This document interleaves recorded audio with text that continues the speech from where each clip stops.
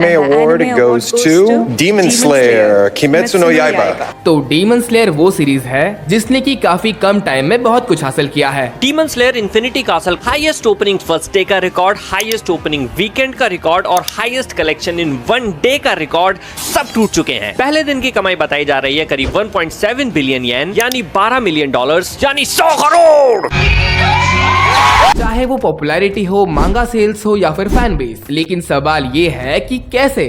तो चलो आज की वीडियो में जानते हैं कि डीमन स्लेयर आखिर इतना पॉपुलर हुआ तो हुआ कैसे। तो शुरुआत होती है 16 फरवरी 2016 से, जब किमेत्सु नो याइबा नाम की मांगा पहली बार मार्केट में आती है एंड अपने पहले ही साल ये मांगा 3.8 मिलियन कॉपी सेल कर देती है, जो कि एक न्यू मांगा के लिए काफी अच्छा है। एंड फिर इसी के 2 साल बाद जून 2018 को डीमन स्लेयर का एनिमे अडेप्टेशन अनाउंस किया जाता है, जिसको कि यूफोटेबल स्टूडियो एनिमेट करेगा। एंड मांगा के इतने अच्छे चलने के बाद भी कई सारे लोगों ने कहा कि इसको एनिमेट क्यों कर रहे हो, इससे अच्छा कुछ और बना दो, ये मांगा बकवास है, इसकी स्टोरी मिड है और भी बहुत कुछ, जो कि कई सारे लोग आज भी कहते हैं। मतलब क्यों?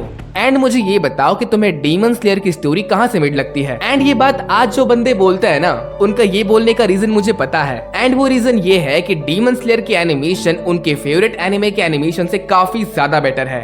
अरे ये सबको साइड करो, वापस से मेन टॉपिक पे आता है। एंड जब डीमन स्लेयर का एनिमे एयर होना स्टार्ट हुआ, सबके विचार बदल गए, क्योंकि एनिमे की क्वालिटी उसके एपिसोड 1 से ही टॉप टियर थी। एंड जिन लोगों ने इसके एनिमे अडेप्टेशन को हेट किया था, वो लोग खुद जाकर इस एनिमे को अच्छी रेटिंग दे रहे थे। एंड सीजन 1 का एपिसोड नंबर 19 जब रिलीज हुआ तो इसने पूरा इंटरनेट हिला दिया, जिसके अंदर तांजिरो वर्सेस रुई की फाइट का एनिमेशन, उसकी कोरियोग्राफी, उसका ओएसटी सब कुछ परफेक्ट था। It was perfect.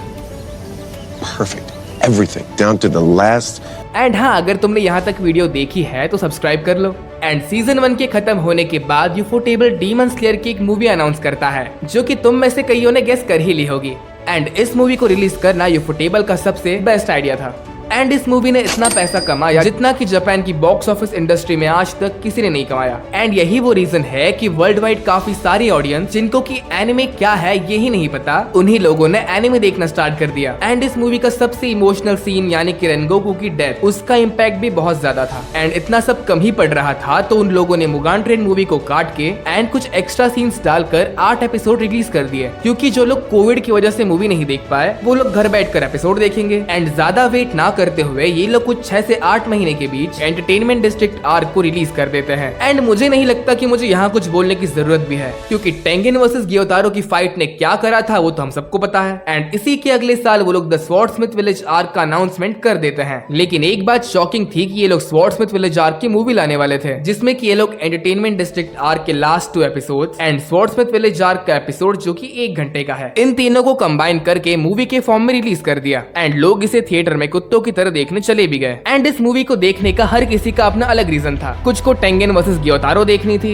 कुछ को अपर मून मीटिंग, एंड कई सारे लोग तो मित्सुरी को नहाते हुए देखने गए थे। सब क्या देखना पड़ रहा है? क्या मतलब कि मेरा भी यही रीजन था।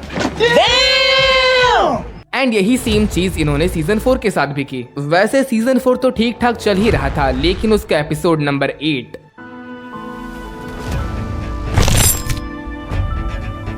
話は終わりだが。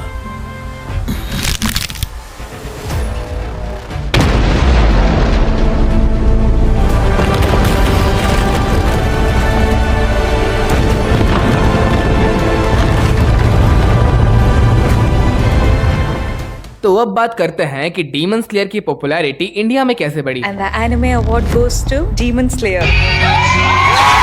क्या मेरा चेहरा पीला पड़ गया है? हमें ये डब्बे में चलने वाला सिस्टम सुधारना होगा।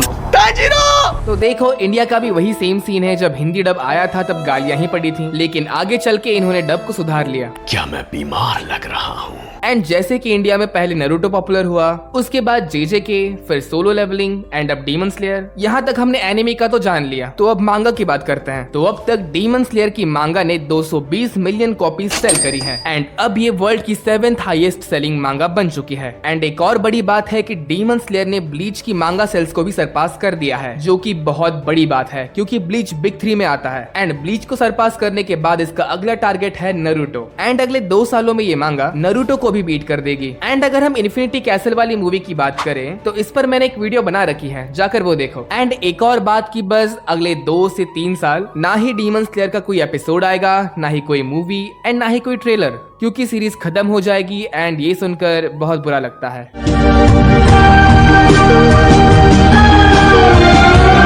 मतलब जिन्होंने ये सीरीज हाल ही में स्टार्ट करी है उनको तो कोई फर्क नहीं पड़ेगा, लेकिन जो लोग इस सीरीज को स्टार्टिंग से फॉलो कर रहे हैं ना, बिल्कुल मेरी तरह, उनको बहुत ज्यादा बुरा लगेगा। लेकिन तू कर भी क्या सकता है यार? हाँ, मैं कर क्या सकता हूँ?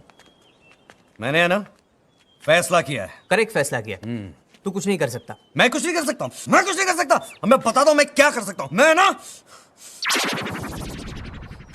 क्या कर सकता हूँ यार। हाँ तो बस वीडियो यही तक थी, अब तुम लोग जा सकते हो।